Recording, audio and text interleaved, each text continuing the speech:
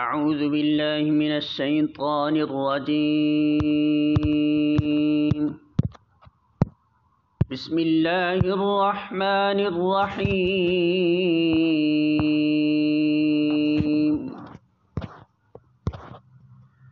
وإن كنتم على سفر ولم تجدوا كاتبا فرهان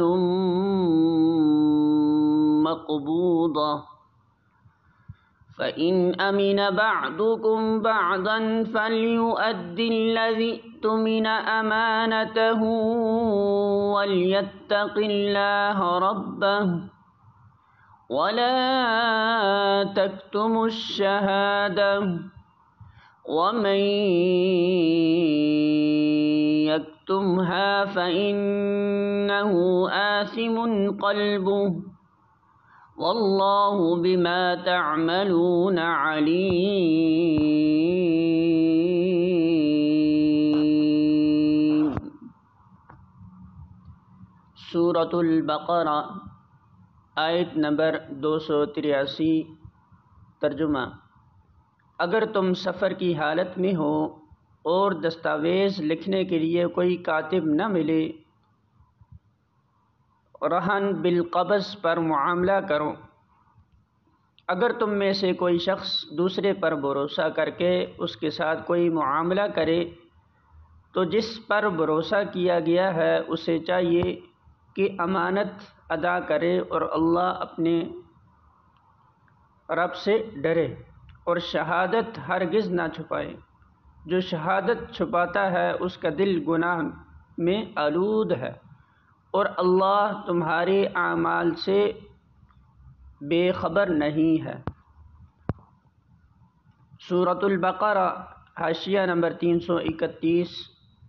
یہ مطلب نہیں ہے کہ رہن کا معاملہ صرف سفر ہی میں ہو سکتا ہے، بلکہ ایسی صورت چونکہ زیادہ تر سفر میں پیش آتی ہے اس لیے خاص طور پر اس کا ذکر کر دیا گیا ہے.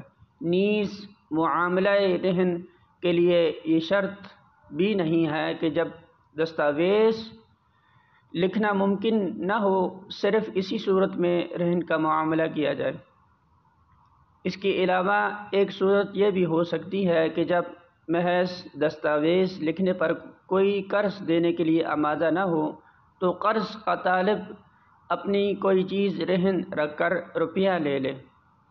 لیکن قرآن مجید چونکہ اپنے پیرووں کو فیاضی کی تعلیم دینا چاہتا ہے اور یہ بات بلند اخلاق سے فروتر ہے کہ ایک شخص مال رکھتا ہو اور وہ ایک ضرورت مند آدمی کو اس کی کوئی چیز رہن رکھے بغیر قرض نہ دے، اس لیے قرآن نے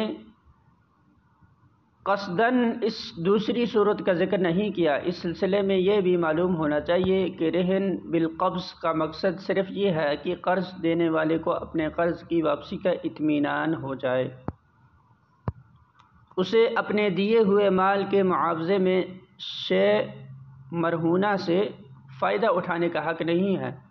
اگر کوئی شخص رہن لیے ہوئے مکان میں خود رہتا ہے یا اس کا کرایہ کھاتا ہے تو دراصل سود کھاتا ہے. قرض پر براہ راست سود لینے اور رہن لی ہوئی چیز سے فائدہ اٹھانے میں اصولاً کوئی فرق نہیں ہے. البتہ اگر کوئی جانور رہن لیا گیا ہو تو اس کا دودھ استعمال کیا جا سکتا ہے اور اس سے سواری و برداری کی خدمت لی جا سکتی ہے، کیونکہ یہ دراصل اس چارے کا معاوضہ ہے جو مرتہن اس جانور کو کھلاتا ہے. سورۃ البقرہ حاشیہ نمبر 332. شہادت دینے سے گریز کرنا یا شہادت میں صحیح و واقعات کے اظہار سے پرہیز کرنا، دونوں پر شہادت چھپانے کا اطلاق ہوتا ہے.